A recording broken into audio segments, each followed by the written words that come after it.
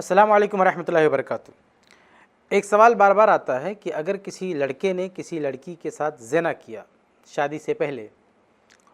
और उसके नतीजे में लड़की जिसके साथ ज़िना किया गया वो हामिला हो गई, पेट से हो गई, तो इस सूरत में क्या ये दोनों फ़ौरन शादी कर सकते हैं ताकि शादी के बाद इन दोनों का जो बच्चा हो वो इन दोनों की तरफ मंसूब हो और इस बुराई पे पर्दा पड़ जाए? तो क्या ऐसा कर सकते हैं कि नहीं?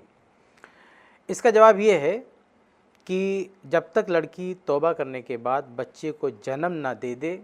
तब तक ये ज़ानिया लड़की और ये ज़ानी दोनों आपस में शादी नहीं कर सकते। यही उम्मत के अक्सर उलमा और फ़ुक़हा का मौक़िफ़ है। जमहूर अहले इल्म इसी तरफ गए हैं। और अगर हम बात करें चार मशहूर फ़िक़्ह की, जो चार मशहूर मसलक है, चार मशहूर फ़िक़्ह है, तो इन चार में से दो यानी मालिकिया और हनाबला, इन दोनों का भी यही कहना है कि ऐसी सूरत में ये ज़ानिया और ज़ानी आपस में शादी नहीं कर सकते जब तक कि वो ज़ानिया बच्चे को जन्म ना दे दे। चुनांचे इस सिलसिले में मैं आपके सामने फ़िक़्ह मालिकी और फ़िक़्ह हम्बली से एक एक हवाले रखता हूँ और तफसील के लिए आप इस मौजू पर मेरी लिखी हुई एक छोटी सी किताब है वो आप पढ़ सकते हैं, जिसमें पूरी तफसील के साथ बहुत सारे हवाले हैं। मैं सिर्फ दो हवाले आपके सामने रखता हूँ, एक फ़िक़्ह मालिकी का हवाला और एक फ़िक़्ह हम्बली का हवाला। देखिए, एक किताब है उयूनुल मसाइल और ये किताब है फ़िक़्ह मालिकी के इमाम अब्दुल वहाब बिन अली अल बगदादी अल मालिकी की। इस किताब के सफ़ा नंबर 309 पर ये लिखते हैं, कहते हैं ला यजूज़ु अक़्दुन निकाही अलल हामिली मिन ज़िना हत्ता तज़ा। कहते हैं कि अगर कोई लड़की ज़िना की वजह से हामिला हो गई तो उसकी शादी जायज़ नहीं है जब तक कि वो बच्चे को जन्म न दे दे। कहते हैं कानल आक़िदु हुवा ज़ानी औ गैरुहु, उसके साथ शादी करने वाला चाहे वही ज़ानी ही क्यों ना हो जिसने उसके साथ ज़िना किया, औ गैरुहु या कोई दूसरा हो, उसके साथ ज़िना करने वाला चाहे उससे शादी करना चाहे या कोई और, किसी भी सूरत में वो ज़ानिया लड़की शादी नहीं कर सकती है बच्चे को जन्ने से पहले। आगे बढ़ते हैं, फ़िक़्ह हम्बली से भी एक हवाला देख लेते हैं। एक किताब है अल इक़ना फ़ी फ़िक़्हिल इमाम अहमद, जिल्द नंबर 3 सफ़ा नंबर 186। इसमें अल्लामा मूसा अल हज्जावी फरमाते हैं, कहते हैं व तहरुमु ज़ानियतु इज़ा उलिम ज़िनाहा अला ज़ानी व गैरिही हत्ता ततूबा व तनक़ज़िय इद्दतुहा फ़इन कानत हामिलन मिन्हु लम यहिल निकाहुहा क़ब्लल वज़ई। बहुत ही साफ तौर पर ये लिखते हैं कि ज़ानिया औरत अगर पता चल जाए कि उसने ज़िना किया है तो उसके साथ जो ज़िना किया है वो भी शादी नहीं कर सकता जब तक कि वो तौबा ना कर ले और उसकी इद्दत ख़त्म ना हो जाए। आगे कहते हैं फ़इन कानत हामिलन मिन्हु, अगर वो ज़ानिया औरत और ज़ानिया लड़की जिसने उसके साथ ज़िना किया है उसकी वजह से हामिला हो गई है तो वो जो ज़ानी शख्स है वो भी उससे शादी नहीं कर सकता क़ब्लल वज़ई, जब तक कि वो बच्चे को जन्म न दे। बच्चे को जन्ने से पहले उसकी शादी नहीं हो सकती। तो फ़िक़्ह हम्बली यानी हनाबला के यहाँ भी यही फतवा है कि कोई औरत ज़िना के नतीजे में बच्चे की माँ बन चुकी है तो वो उस ज़ानी से भी शादी नहीं कर सकती जिसके साथ ज़िना करने की वजह से बच्चे की माँ बनी है, तौबा करने से पहले और बच्चे को जन्ने से पहले। तो ये फ़िक़्ह हम्बली का हवाला मैंने आपके सामने रख दिया। इसके अलावा फ़िक़्ह हम्बली में और भी बहुत सारे हवाले हैं, लेकिन बतौर नमूना मैं सिर्फ एक हवाले पे इक्तफ़ा करता हूँ। आगे बढ़ते हैं, अब हम अपने दौर के कुछ मशहूर मुफ्तियान के फतवा भी आपके सामने रखते हैं कि उन्होंने इस सिलसिले में क्या कहा है। चुनांचे हमारे दौर की एक मशहूर शख्सियत फ़िक़्ह फतावा में, जिनका नाम है शेख बिन बाज़ रहमहुल्लाह, जिनके फतावा छप चुके हैं, तो उनके फतावा और मक़ालात का जो मजमुआ छपा है जिल्द नंबर 21 सफ़ा नंबर 206, तो उसमें इस मसले से मुतल्लिक़ वो क्या लिखते हैं, देखें। लिखते हैं इज़ा काना क़द ताबा जमीअन इलल्लाहि सुब्हानहु फ़ला हरज अन यतज़व्वजहा बअद वज़इल हम्ल। यानी ज़ानिया जिसके साथ ज़िना किया गया और वो बच्चे की माँ बन चुकी है, वो और उसके साथ जिसने ज़िना किया, ये दोनों अगर तौबा कर लें तो तौबा करने के बाद जब बच्चे को जन्म दे, बअद वज़इल हम्ल, बच्चे को जनने के बाद ये दोनों शादी कर सकते हैं। वल हम्लु युनसबु इला उम्मिही वला युनसबु इलैहि, लेकिन शादी करने के बाद भी जो बच्चा होगा ये माँ की तरफ मंसूब होगा, बाप की तरफ मंसूब नहीं होगा। ये शेख बिन बाज़ रहमहुल्लाह का फतवा। आगे बढ़ते हैं। अब आइए इसी दौर की एक और बड़ी शख्सियत, बल्कि बहुत बड़े मुहद्दिस और बहुत बड़े आलिम अल्लामा अलबानी रहमहुल्लाह का फतवा भी देखते हैं, उनकी राय भी देखते हैं वो क्या कहते हैं। चुनांचे वो अपनी एक इल्मी मजलिस में, एक दर्स की मजलिस में ایک سوال کے جواب میں انہوں نے یہ بات کہی ہے، اور یہ ان کا سوال و جواب ریکارڈ ہے، یوٹیوب پہ آپ سن بھی سکتے ہیں، اور سلسلۃ الہدیٰ والنور کے نام سے جو ان کا سلسلہ، ان کے جو دروس کا جو مجموعہ باقاعدہ جس کو تحریری شکل دی گئی ہے اور نیٹ پہ موجود ہے، تو اس میں یہ الفاظ ہیں، اور اس کو باقاعدہ آپ یوٹیوب پہ جا کے سن بھی سکتے ہیں۔ وہ اس طرح کے سوال کے جواب میں یہ وضاحت کرنے کے بعد کہ بچہ جننے کے بعد یہ دونوں شادی کر سکتے ہیں، اس کے بعد آگے وہ کلیئر کرتے ہیں، کہتے ہیں کہ اگر یہ دونوں بچہ جننے سے پہلے شادی کرتے ہیں تو یہ زنا سے بھی بڑا گناہ ہے۔ ان کے الفاظ ہیں کہ اما ان کان المقصود ہوا ستر الفاحشہ التی وقعوا فیہا، یعنی یہ جوڑا زانیہ اور زانی دونوں نے زنا کیا اور نتیجے میں زانیہ بچے کی ماں بن چکی ہے۔ اب یہ دونوں اگر شادی کرتے ہیں بچے کی ولادت سے پہلے، اگر یہ دونوں شادی کرتے ہیں، مقصد کیا ہے ان کا؟ مقصد یہ ہے ستر الفاحشہ، کہ ان کے جو بدکاری ہے اس پہ پردہ پڑ جائے، وَتَسْجِيلُ وَلَدِ الزِّنَا بِاسْمِهِمَا، اور بچے کو اپنے نام منسوب کرنا، اپنا بنانا، یہ مقصد ہے۔ فَهَذَا أَشَدُّ مِنَ الزِّنَا، تو شیخ البانی رحمہ اللہ فرماتے ہیں کہ یہ زنا سے بھی بدترین گناہ ہے، یعنی صرف اس کو حرام نہیں کہہ رہے ہیں بلکہ کہہ رہے ہیں کہ اگر کوئی شخص اس برائی پر پردہ ڈالنے کی خاطر اور بچے کو اپنا نام دینے کی خاطر شادی کرتا ہے، تب تو فَهَذَا أَشَدُّ مِنَ الزِّنَا، یہ زنا سے بھی بڑا گناہ ہے، زنا سے بھی بدترین گناہ ہے، زنا سے بھی سخت گناہ ہے۔ آگے بڑھتے ہیں۔ اب ایک مشہور ویب سائٹ جو سوال و جواب کی ویب سائٹ ہے، الاسلام سوال جواب، جہاں بہت سارے علماء بھی رجوع کرتے ہیں اور مختلف سوالوں کے جوابات دیکھتے ہیں، علماء کی ایک ٹیم یہاں پہ سوالوں کے جوابات دیتی ہے۔ تو یہاں پہ بھی آپ دیکھیں گے تو وہاں بھی اس طرح کے ایک سوال آیا، تو جواب کیا دیا گیا وہ میں آپ کے سامنے پیش کر رہا ہوں، آپ جا کے ویب سائٹ پر یہ پڑھ سکتے ہیں، جواب موجود ہے۔ تو اسلام سوال و جواب والے لکھتے ہیں، عدم صحت زواج زانی من الزانیۃ قبل التوبۃ وقبل استبراء رحم، کہتے ہیں کہ ہماری ویب سائٹ کا جو فتویٰ ہے وہ یہ ہے کہ ایسا جوڑا یعنی زانیہ اور زانی، یہ دونوں توبہ سے پہلے اور استبراء رحم سے پہلے، یعنی ناجائز بچے کی ولادت سے پہلے یہ دونوں شادی نہیں کر سکتے ہیں۔ لکھتے ہیں والمسألۃ محل خلاف بین الفقہاء، کہتے ہیں کہ یہ مسئلہ فقہاء کے مابین مختلف ہی ہے، وما اعتمدناہ ہوا مذہب الامام احمد رحمہ اللہ، اور کہتے ہیں کہ ہم نے جو جواب اختیار کیا ہے، جو موقف اپنایا ہے، یہ امام احمد رحمہ اللہ کا مذہب ہے۔ اور آگے لکھتے ہیں وَهُوَ الَّذِي يَشْهَدُ لَهُ الدَّلِيلُ، اور کہتے ہیں کہ امام احمد رحمہ اللہ کا فتویٰ جو ہم نے لیا وہ اس وجہ سے کیونکہ دلیل اسی کی تائید کرتی ہے۔ تو یہ میں نے کچھ ایسے اہل علم کے فتاوے آپ کے سامنے رکھ دیے ہیں جو یہ کہتے ہیں کہ اگر کسی لڑکے اور لڑکی نے زنا کر لیا اور وہ لڑکی حاملہ ہو گئی تو یہ دونوں بچے کی ولادت سے پہلے شادی نہیں کر سکتے ہیں، یہ ناجائز ہے، حرام ہے، اس کی کوئی گنجائش نہیں ہے۔ اب آئیے اس مسئلے کی دلیل بھی دیکھ لیتے ہیں۔ اس کی دلیل قرآن مجید میں بھی موجود ہے، اللہ کے نبی صلی اللہ علیہ وسلم کی صحیح حدیث میں بھی موجود ہے، اور صحابہ کرام رضی اللہ عنہم کے آثار میں بھی موجود ہے۔ سب سے پہلے ہم قرآن کی دلیل دیکھتے ہیں۔ دیکھیں قرآن میں سورہ طلاق آیت نمبر 4 میں اللہ فرماتا ہے وَأُولَاتُ الْأَحْمَالِ أَجَلُهُنَّ أَن يَضَعْنَ حَمْلَهُنَّ، اللہ فرماتا ہے کہ جو عورتیں حاملہ ہیں ان کی مدت کیا ہے، یعنی ان سے اگر شادی کرنی ہو تو ان کی عدت کیا ہے کہ وہ بچے کو جنم دے دیں۔ اب اس آیت میں اللہ تعالیٰ نے ایک جنرل اصول بتایا ہے کہ کسی بھی عورت جو حاملہ ہو اس سے اگر شادی کرنی ہو تو شادی تبھی ہو سکتی ہے جب وہ بچے کو جنم دے دے۔ یہ ایک عام بات اللہ رب العالمین نے کہی ہے، تو عمومی طور پر یہی ضابطہ ہر جگہ چلے گا۔ مثال کے طور پر ایک عورت کو طلاق دے دی گئی، اور جب طلاق دی گئی تو وہ حمل کی حالت میں تھی، تو اب کوئی بھی بندہ اس سے شادی نہیں کر سکتا جب تک کہ وہ بچے کو جنم نہ دے دے۔ اسی طرح سے ایک عورت حاملہ تھی، اس کے شوہر کا انتقال ہو گیا، تو اب دوسرا کوئی بھی بندہ اس عورت سے شادی نہیں کر سکتا جب تک کہ وہ بچے کو جنم نہ دے دے۔ اسی طرح ایک عورت نے اپنے شوہر سے خلا لے لیا اور وہ حمل کی حالت میں تھی، تو بھی کوئی اس سے شادی نہیں کر سکتا جب تک کہ وہ بچے کو جنم نہ دے۔ اسی طرح سے اگر کسی میاں بیوی کے بیچ میں تفریق کرا دی گئی، دونوں کو الگ کرا دیا گیا اور وہ بیوی حمل کی حالت میں تھی،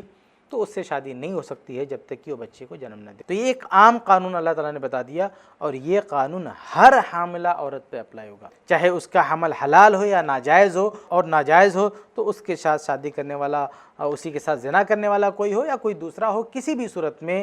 حاملہ عورت سے شادی تبھی ہو سکتی ہے جب وہ بچے کو جنم دے دے۔ کیونکہ یہ آیت بالکل عام ہے، اس لیے ہر جگہ اسی پر عمل ہوگا۔ چنانچہ اسی طرح کا مسئلہ محدث عبداللہ غازی پوری رحمہ اللہ کے پاس آیا، تو انہوں نے اسی سلسلے میں جواب دیتے ہوئے اس آیت کے تحت کیا لکھا ہے وہ بھی آپ دیکھ لیں۔ فتاوی عبداللہ غازی پوری رحمہ اللہ جلد 1 صفحہ نمبر 430 پر لکھا ہوا ہے، لکھتے ہیں کہ اس آیت سے ثابت ہے کہ حاملہ عورت سے بھی حالت حمل میں نکاح جائز نہیں ہے۔ اگر کہا جائے کہ اس آیت میں حمل سے مراد وہ حمل مراد ہے جو ثابت النسب ہو اور زنا سے جو حمل ہو وہ ثابت النسب نہیں ہے، تو اس کا جواب یہ ہے کہ اس آیت میں یہ قید مذکور نہیں ہے، اور نہ کسی آیت یا حدیث میں یہ قید مذکور ہے، اور اپنی طرف سے کوئی قید لگانا جائز نہیں ہے۔ بس یہ آیت اپنی اطلاق پر باقی رہے گی۔ ہاں، اگر عورتیں زنا سے سچی توبہ کر ڈالیں تو ان کا نکاح بعد وضع حمل کے جائز ہے۔ خلاصہ یہ کہ اس آیت میں ایک عام بات کہی گئی ہے کہ حاملہ عورت سے شادی نہیں ہو سکتی، تو زانیہ حاملہ بھی اسی کے تحت آئے گی۔ اس کو اس آیت سے باہر کرنے کے لیے اس کے لیے کسی ایکسیپشن کی کوئی دلیل موجود نہیں ہے۔ یہ تو قرآن کی آیت ہوگی۔ اب آئیے حدیث بھی دیکھ لیتے ہیں۔ سنن نبی داؤد کی حدیث ہے، حدیث نمبر 2157۔ اللہ کے رسول صلی اللہ علیہ وسلم فرماتے ہیں کہ لا تطع حامل حتی تضع۔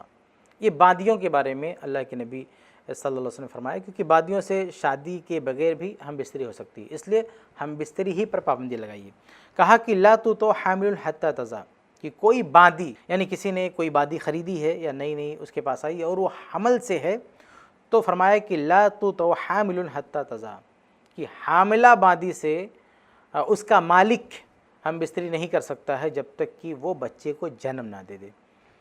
یعنی کسی کی ملکیت میں آنے سے پہلے وہ حاملہ تھی تو وہ اس کے ساتھ ہم بستری نہیں کر سکتا جب تک کہ وہ بچے کو جنم نہ دے دے۔ تو یہ بادیوں کے بارے میں ہے، اور ہم بستری سے روکا گیا ہے کیونکہ بادیوں سے شادی کے بغیر بھی ہم بستری کر سکتے ہیں، اور اسی سے پتہ چلتا ہے کہ حاملہ عورت سے شادی بھی نہیں ہو سکتی، کیونکہ شادی کا مقصد ہی ہوتا ہے ہم بستری کو جائز قرار دینا۔ تو جب ہم بستری جائز ہی نہیں تو شادی بھی جائز نہیں ہے، اور اس اصول سے حاملہ زانیہ کو خارج کرنے کی کوئی دلیل نہیں ہے۔ اس لیے اس کے لیے بھی یہی قانون، یہی ضابطہ رہے گا، گرچہ اس کے ساتھ شادی کرنے والا زانی ہی کیوں نہ ہو جس نے اس کے ساتھ زنا کیا ہے۔ آگے بڑھتے ہیں، اب صحابہ کرام کے آثار میں سے ایک اثر دیکھ لیتے ہیں۔ تو دیکھیں، ایک کتاب ہے، مشہور کتاب ہے، مصنف عبدالرزاق، جلد نمبر 7 صفحہ نمبر 158۔ اس کتاب میں صحیح سند کے ساتھ ایک واقعہ موجود ہے۔ امام زہری کہتے ہیں کہ ان موہب ابن رباح تزوج امرأۃ، کہتے ہیں کہ موہب ابن رباح نے ایک عورت سے شادی کی، وَلِلْمَرْأَةِ ابْنَةٌ مِّن غَيْرِ موہب، اور موہب نے جس عورت سے شادی کی اس عورت کے پاس ایک لڑکی تھی کسی اور مرد سے، یعنی اس عورت کی کہیں اور شادی ہوئی تھی اور اس کو ایک لڑکی پیدا ہوئی تھی، پھر اس کا شوہر انتقال کر گیا یا کیا ہوا، بہرحال یہ وہاں سے الگ ہوئی، تو یہ اپنی بیٹی کو اپنے ساتھ رکھی ہوئی تھی۔ تو موہب نے جب اس سے شادی کیا تو وہ عورت بیٹی کو ساتھ میں لے کر ان کے پاس آئی۔ وَلِمَوْهَبٍ ابْنٌ مِّن غَيْرِ امْرَأَتٍ، اور موہب جو تھے ان کے پاس بھی ایک لڑکا تھا جو اس لڑکی کے پیٹ سے نہیں تھا، پہلے سے کسی اور عورت سے ان کے پاس ایک لڑکا تھا، یعنی ایک طرف موہب ہے اور ایک طرف ان کی بیوی ہے، ان دونوں کی شادی ہوتی ہے، ان کی بیوی کے پاس پہلے سے ایک لڑکی ہے کسی اور شوہر سے، اور موہب کے پاس پہلے سے ایک لڑکا ہے کسی اور بیوی سے۔ اب ان دونوں کی شادی ہو جاتی ہے، پھر کیا ہوتا دیکھیں، فَأَصَابَ ابْنُ مَوْهَبٍ ابْنَةَ الْمَرْأَةِ، تو جب ان دونوں کی شادی ہوئی تو یہ دونوں بچے بھی ساتھ میں رہنے لگے، دونوں جوان تھے، تو موہب کا جو لڑکا تھا کسی اور بیوی سے، اور ان کی بیوی کی جو لڑکی تھی کسی اور شوہر سے، ان دونوں نے آپس میں زنا کر لیا۔ فَرُفِعَ ذَلِكَ إِلَىٰ عُمَرَ بْنِ الْخَطَّابِ رضی اللہ عنہ، تو یہ معاملہ عمر ابن الخطاب رضی اللہ تعالیٰ عنہ کے پاس لایا گیا۔ فحد عمر ابن موہب، تو عمر رضی اللہ تعالیٰ عنہ نے موہب کے لڑکے پر حد جاری کی، یعنی کوڑے کی سزا جو ہوتی ہے وہ اس پر نافذ کی۔ وَأَخَّرَ الْمَرْأَةَ حَتَّى وَضَعَتْ، اور لڑکی پر حد کو مؤخر کر دیا یہاں تک کہ اس نے بچے کو جنم دیا، یعنی وہ حاملہ ہو گئی تھی تو اس پر حد جاری نہیں کیا، جب اس نے بچے کو جنم دیا تو اس کے بعد حد جاری کیا، ثم حدها، پھر حد جاری کیا، یعنی اسے بھی سزا دی۔ وحرص على ان يجمع بينهما، پھر دونوں پر حد جاری کرنے کے بعد دونوں کو اکٹھا کرنے کی کوشش کی، یعنی دونوں کی شادی کرانی چاہیے۔ عمر رضی اللہ تعالیٰ عنہ نے جب دونوں پر سزا نافذ کر دی تو اب یہ کہا کہ تم دونوں شادی کر لو۔ فَأَبَى ابْنُ مَوْهَبٍ، تو موہب کے لڑکے نے شادی سے انکار کر دیا۔ بہرحال اس واقعے میں دیکھیے کہ عمر فاروق رضی اللہ تعالیٰ عنہ نے دونوں کو سزا دینے کے بعد اور بچے کی ولادت کے بعد ان دونوں کی شادی کرانے کی بات کی۔ یہ بھی تو ہو سکتا تھا کہ بچے کی ولادت سے پہلے دونوں کی شادی کرا دیتے، لیکن نہیں، عمر فاروق رضی اللہ تعالیٰ عنہ نے بچے کی ولادت سے پہلے دونوں کی شادی نہیں کرائی۔ اس سے پتہ چلتا ہے کہ صحابہ کرام رضی اللہ عنہم کا بھی یہی موقف تھا کہ اگر کسی شخص نے کسی لڑکی کے ساتھ زنا کیا ہے اور وہ حمل سے ہو گئی ہے تو یہ دونوں بھی شادی نہیں کر سکتے جب تک کہ وہ لڑکی اس بچے کو جنم نہ دے دے۔ تو یہ قرآن، صحیح حدیث اور آثار صحابہ سے ہر ایک سے ایک ایک دلیل آپ کے سامنے رکھ دی گئی ہے۔ اب آئیے ان لوگوں کے موقف پر بات کرتے ہیں جو یہ کہتے ہیں کہ اس کیس میں زانیہ اور زانی کی شادی بچے کی ولادت سے پہلے ہو سکتی اور یہ بچہ ان دونوں کی طرف منسوب ہو سکتا ہے۔ یہ رائے ہے امام ابو حنیفہ رحمہ اللہ کی، اور ان کی رائے کی بنیاد یہ ہے، وہ کہتے ہیں کہ شریعت میں جو منع کیا گیا ہے کہ حاملہ عورت سے شادی نہ کی جائے،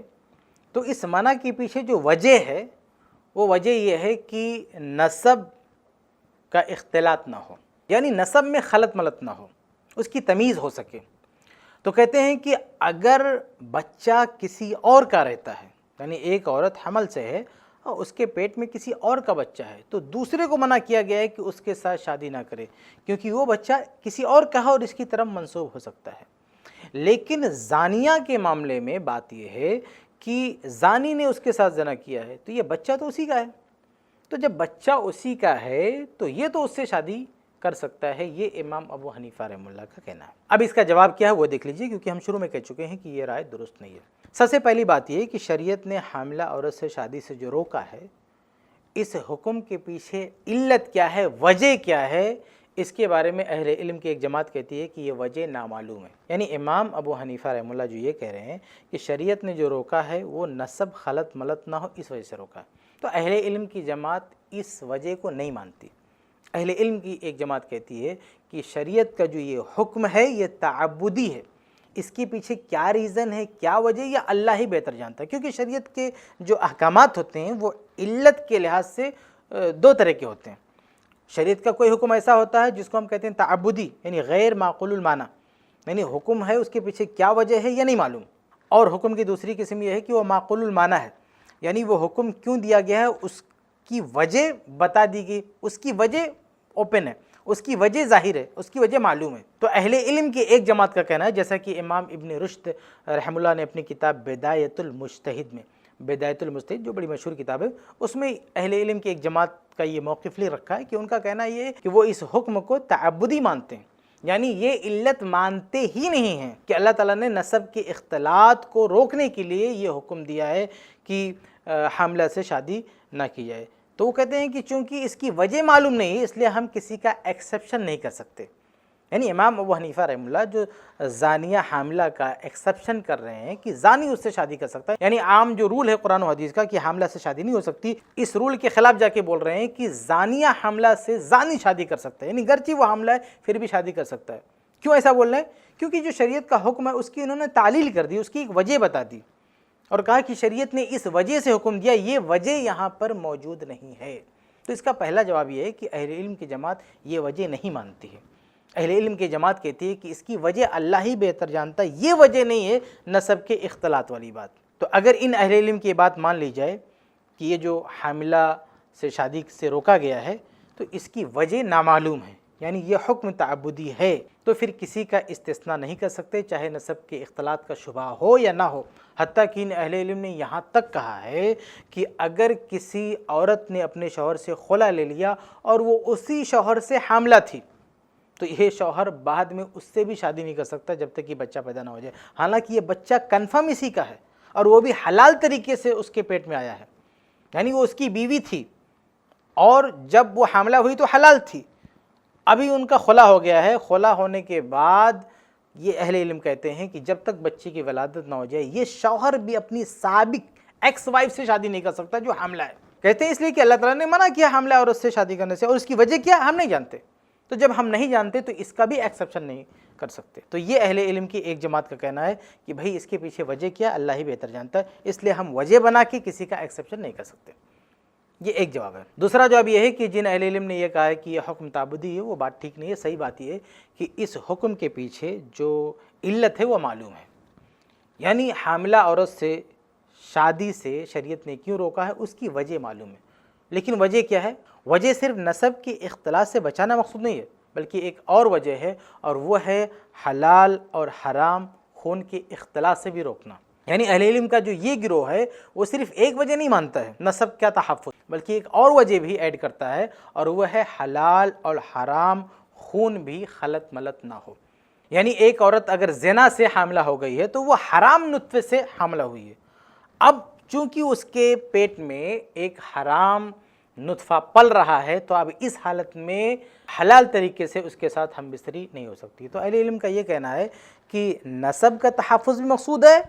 اور ایک عورت کے پیٹ میں اگر حرام نطفہ چلا گیا ہے، اس کے رحم میں حرام نطفہ چلا گیا ہے، تو جب تک وہ کلیئر نہیں ہو جاتا ہے، استبراء رحم نہیں ہو جاتا ہے، تب تک حلال طریقے سے بھی اس کے ساتھ ہم بستری نہیں ہو سکتی۔ یہ دوسری وجہ ہے۔ تو ان اہل علم کا کہنا ہے کہ شریعت کے اس حکم کے پیچھے دو علت ہیں، ایک یہ ہے کہ نسب میں تمیز ہو، اور دوسرا یہ کہ حلال اور حرام خون میں بھی تمیز ہو۔ اس لیے ان کا کہنا ہے کہ زانیہ حاملہ سے اس کے ساتھ زنا کرنے والا اگر شادی کرتا ہے تو شادی کرنے کا مطلب ہم بستری کو حلال کرنا ہوتا ہے، تو اس کے ساتھ ہم بستری کرے گا، تو جب اس کے پیٹ میں حرام بچہ پل رہا ہے تو پھر حلال طریقے سے اس کے ساتھ ہم بستری نہیں کر سکتا۔ شریعت اسی چیز سے روک لگانا چاہتی ہے، اس لیے جب تک بچے کی ولادت نہیں ہو جاتی ہے یہ زانی اس زانیہ سے شادی نہیں کر سکتا، گرچہ وہ بچہ اسی کا ہو۔ تو یہ دوسرا جواب ہے۔ اچھا، یہ جو دوسری علت کی بات ہے کہ حلال اور حرام خون سے تمیز بھی مقصود ہے، تو اس کے بارے میں اگر تفصیل دیکھنی ہے تو ہمارا ایک دوسرا بیان دیکھیے جس میں نے یہ وضاحت کیا ہے کہ حاملہ عورت سے، حاملہ بیوی سے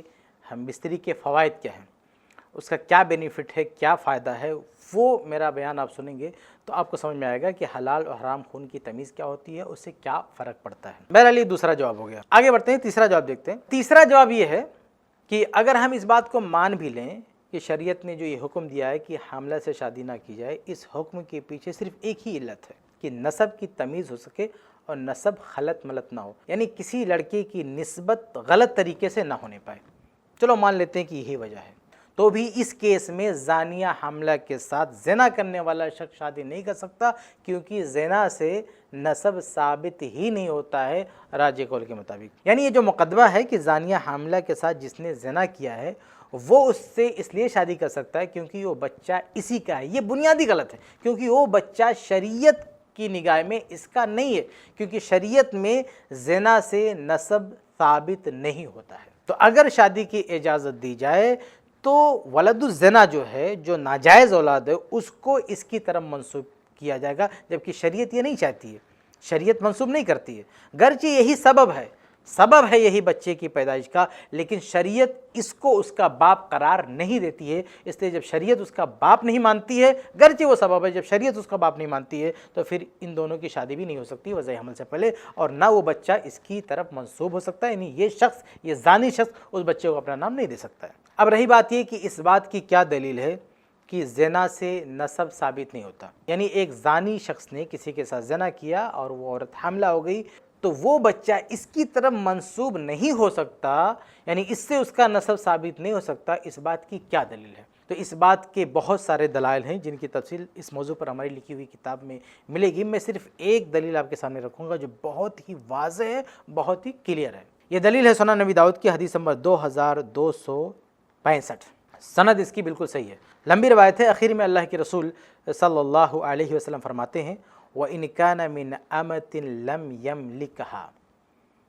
کہ اگر کسی شخص نے کسی ایسی لوڈی کے ساتھ ہم بستری کیا جس کا وہ مالک نہیں تھا، یعنی زنا کیا، او من حرۃ آحر بها، آزاد عورت کے ساتھ زنا کیا، یعنی اس کی بیوی نہیں ہے نہ اس کی باندی ہے، اس کے ساتھ زنا کیا، فإنه لا يلحق به ولا يرث، تو اس نتیجے میں جو بچہ پیدا ہوگا وہ زانی کے ساتھ نہیں ملایا جائے گا، نہ اس کا وارث ہوگا۔ دیکھیے کتنے واضح الفاظ ہیں۔ وَإِنْ كَانَ الَّذِي يُدْعَى لَهُ هُوَ ادَّعَاهُ، گرچہ وہ شخص جس کے زنا کی وجہ سے بچہ پیدا وہ اس کو اپنانا چاہے، اس کو نام دینا چاہے، گرچہ اس کو کوئی آبجیکشن نہ ہو، وہ اس کو اپنا رہا ہے اور دوسرے کسی کا کوئی جھگڑا بھی نہیں ہے، کوئی مسئلہ نہیں ہے، وہ اپنا رہا ہے، وہ نام دینے کے لیے تیار ہے اور اس بچے کو لے کر کوئی اختلاف بھی نہیں ہے، تو بھی یہ بچہ اس زانی کی طرف منسوب نہیں ہوگا۔ فَهُوَ وَلَدُ زِنْيَةٍ مِّنْ حُرَّةٍ كَانَ أَوْ أَمَةٍ، وہ ناجائز اولاد ہے، چاہے باندی کے ساتھ اس نے زنا کیا ہو یا آزاد عورت کے ساتھ زنا کیا ہو۔ تو یہ حدیث بہت ہی کلیئر ہے، جس میں صاف طور سے کہہ دیا گیا کہ اگر کسی نے باندی سے زنا کیا جس کا وہ مالک نہیں ہے، یا کسی آزاد عورت کے ساتھ زنا کیا جو اس کی بیوی نہیں ہے، اور نتیجے میں بچہ پیدا ہوا، تو گرچہ وہ اس کو نام دے اور کہیں کوئی مسئلہ نہ ہو تو بھی یہ بچہ اس کی طرف منسوب نہیں ہوگا، یعنی نسب ثابت نہیں ہوگا، یعنی زنا سے نسب ثابت نہیں ہوگا۔ اس بارے میں یہ حدیث بہت ہی کلیئر ہے۔ یہاں میں امام ابن القیم رحمہ اللہ کا ایک قول پیش کرتا ہوں، ذرا دیکھیں، وہ اسی حدیث کے بارے میں کہتے ہیں فَهَذَا الْحَدِيث يَرُدُّ قَوْلَ إِسْحَاقَ وَمَنْ وَافَقَهُ، کہتے ہیں کہ یہ حدیث امام اسحاق اور ان کی جو بھی موافقت کرتے ہیں، یعنی جو یہ رائے رکھتے ہیں کہ زنا سے بھی نسب ثابت ہو سکتا ہے، یعنی زنا سے پیدا ہونے والے بچے کو زانی کی طرف منسوب کیا جا سکتا ہے، تو جو لوگ یہ رائے رکھتے ہیں، امام ابن القیم رحمہ اللہ فرماتے ہیں کہ یہ حدیث ان کی تردید کہتی ہے۔ کہتے ہیں لیکن فیہ محمد ابن راشد، کہتے ہیں لیکن اس کی سند میں محمد بن راشد ہے۔ فإن ثبت هذا الحدیث، لیکن اگر یہ حدیث ثابت ہو جاتی ہے، امام ابن القیم فرماتے ہیں کہ اگر یہ حدیث ثابت ہو جاتی ہے تعین القول بموجبہ، تو اس حدیث کے موافق قول اختیار کرنا یہ متعین ہو جاتا ہے، یہ لازم ہو جاتا ہے۔ تو بہرحال یہ بہت ہی واضح حدیث تھی اس بارے میں کہ زنا سے نسب ثابت نہیں ہوتا۔ اس کے علاوہ اور بھی احادیث ہے جو میری کتاب میں آپ کو ملے گی۔ تو خلاصہ یہ کہ زنا سے نسب ثابت ہی نہیں ہوتا ہے، اس لیے اس بات کو بنیاد بنا کے کہ وہ بچہ اسی کا ہے اس لیے شادی کرا دو، اس کی بھی کوئی گنجائش نہیں ہے، اس لیے زانیہ حاملہ سے زانی بھی شادی نہیں کر سکتا۔ اچھا آئیے اب یہ بھی دیکھ لیتے ہیں کہ جو لوگ یہ کہتے ہیں کہ زنا سے نسب ثابت ہوتا ہے ان کے کیا دلائل ہیں۔ تو بھی بہت سارے دلائل دیتے ہیں جن کی پوری تفصیل ہماری کتاب میں موجود ہے۔ یہاں میں ان کے 2-3 دلائل ذکر کر کے ان کا جواب دیتا ہوں، باقی مزید تفصیل میری کتاب میں آپ دیکھ سکتے ہیں۔ دیکھیں ان کی پہلی دلیل یہ ہے، صحیح بخاری کی حدیث ہے کہ وہ مشہور واقعہ نا آپ نے سنا ہوگا، جریج ایک بہت بڑا عبادت گزار شخص تھا، اس کی ماں اس سے ملنے کے لیے گئی، وہ نماز پڑھ رہا تھا، اپنی ماں کی بات نہیں سنا، ماں نے بد دعا دے دی۔ تو ایک عورت تھی جو ایک چرواہے کے ساتھ اس نے زنا کیا، پھر جب بچہ ہوا تو اس نے کہہ دیا بچہ جریج کا ہے۔ تو جریج نے اس بچے کو اٹھایا اور کہا من ابوک، تمہارا باپ کون ہے؟ تو کہتے ہیں دیکھو اس حدیث میں تو زانی کو بچے کا باپ کہا گیا ہے، اس کی وجہ سے بچہ پیدا ہوا تو اس لیے اس کو باپ بنا دیا گیا، اس لیے زنا سے نسب ثابت ہوتا ہے۔ تو اس کا جواب یہ ہے کہ یہاں جو باپ کہا گیا ہے وہ لغوی معنی میں، شرعی معنی میں نہیں، یعنی یہاں باقاعدہ نسب کا اثبات نہیں کیا گیا، چونکہ وہ زانی وجہ ہے، اس بچے کی پیدائش کی وجہ، کیونکہ ظاہر ہے کہ نطفہ اسی کا ہے، تو اس وجہ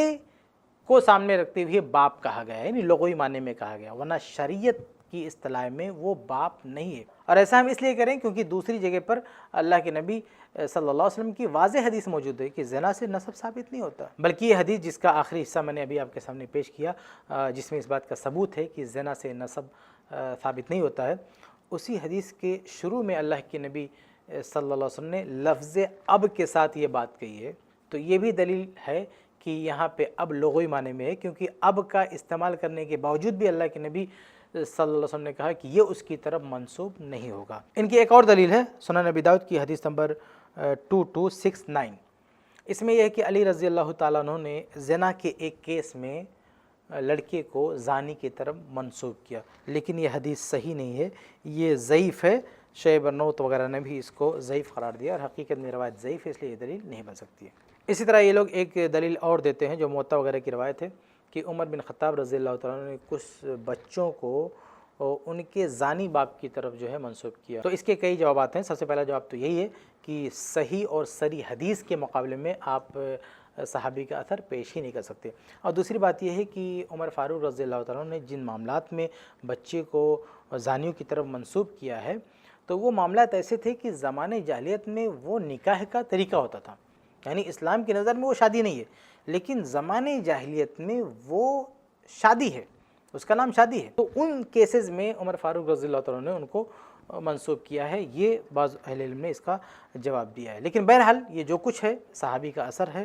اور صحیح اور صریح حدیث کے مقابلے میں اس کو پیش نہیں کیا جا سکتا۔ تو یہ کچھ دلائل تھے جن کا جواب آپ کے سامنے رکھ دیا گیا۔ اس کے علاوہ کچھ اور چیزیں لوگ پیش کرتے ہیں، ان سب کی تفصیل اس موضوع پر لکھی گئی میری کتاب میں آپ دیکھ سکتے ہیں۔ خلاصہ یہ کہ یہ جو مسئلہ ہے کہ اگر کسی لڑکے نے کسی لڑکی کے ساتھ زنا کیا اور اس کے نتیجے میں لڑکی حاملہ ہو گئی تو یہ دونوں شادی کر سکتے ہیں کہ نہیں، تو اس بارے میں صحیح بات یہ ہے کہ یہ دونوں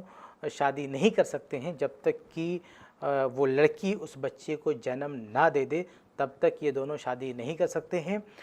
شادی کرنے کی یہی شکل ہو سکتی ہے کہ یہ دونوں توبہ کریں، اور توبہ کرنے کے بعد جب بچے کی ولادت ہو تو یہ دونوں آپس میں شادی کرنا چاہیں تو شادی کر سکتے ہیں۔ لیکن یاد رہے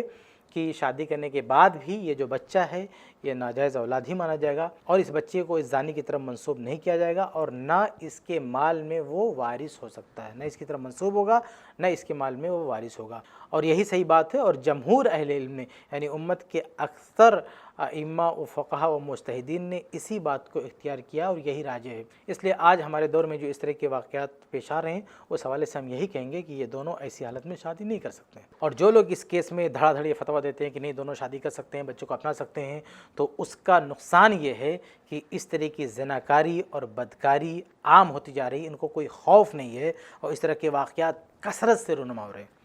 اگر یہ موقف جو جمہور اہل علم کا موقف ہے، اگر یہ موقف سامنے رکھا جائے، اس کو کلیئر کیا جائے، اس کو واضح کیا جائے، تو شاید یہ لوگ ڈریں کہ اگر ہم زنا کریں گے تو اس بچے سے محروم ہو جائیں گے، اتنے سارے مسائل پیدا ہوں گے، تو شاید لوگ ڈریں۔ لیکن اگر آپ راستہ دکھا کے بیٹھو گے کہ نہیں زنا کرو، بچے پیدا کرو، بعد میں شادی کر لو، سارا مسئلہ حل ہو جائے گا، تو اس طرح سے تو اور فساد ہوگا۔ چنانچہ یہی وجہ ہے کہ بعض اہل علم جن کی یہ رائے ہے کہ اس کیس میں دونوں شادی کر سکتے ہیں، یہ رائے ہونے کے باوجود بھی وہ کیا کہتے ہیں کہ اس طرح کا فتویٰ نہیں دینا چاہیے۔ چنانچہ شیخ ابن عثیمین رحمہ اللہ کی اس مسئلے میں جو رائے ہے وہ ان کی تفسیر میں دیکھی جا سکتی ہے۔ سورہ نساء کی تفسیر میں آپ دیکھیں جلد نمبر 2 صفحہ نمبر 516 پر وہ لکھتے ہیں کہ القول من الناحیۃ النظریہ قولا صحیحا، کہ کہتے ہیں کہ اگر ہم علمی اعتبار سے بحث کریں تو یہ قول ٹھیک ہے کہ دونوں شادی کر سکتے ہیں، الا انہ لا یجوز ان یفتیٰ بہ الناس علی الاطلاق، کہتے ہیں کہ اس کے باوجود بھی علی الاطلاق اس کا فتویٰ دینا جائز نہیں ہے۔ کہتے ہیں لأنہم لو افتوا بہ لتساہلوا فی ھذا الامر، کیونکہ اگر اس سلسلے میں لوگوں کو فتویٰ دیا جائے کہ تم شادی کر لو، بچے کو اپنا لو، کوئی مسئلہ نہیں ہے، تو اس معاملے میں لوگ اور سست ہو جائیں گے، اور لاپرواہ ہو جائیں گے، اور بے فکر ہو جائیں گے۔ تو غور کریں کہ وہ لوگ جن کی یہ رائے ہے کہ شادی ہو سکتی، وہ بھی کہتے ہیں کہ فتویٰ مت دو، یعنی مصلحت کا تقاضا یہ ہے کہ یہ رائے ہونے کے باوجود بھی کہتے ہیں کہ اس کا فتویٰ دینا مناسب نہیں ہے۔ تو آپ غور کریں کہ جمہور اہل علم اس کو سرے سے جائز ہی نہیں کہہ رہے ہیں، اور جو جائز کی بات کہتے ہیں وہ بھی کہتے ہیں فتویٰ نہیں دینا چاہیے۔ تو آج کے دور میں جس طرح سے بدکاری، زناکاری عام ہو گئی ہے، اس پہ کنٹرول کرنے کے لیے ضروری ہے کہ ہم اس طرح کے فتوے پہ روک لگائیں اور زنا کرنے والے لڑکوں اور لڑکیوں کو آگاہ کریں، تو شاید یہ لوگ زنا سے باز آ جائیں۔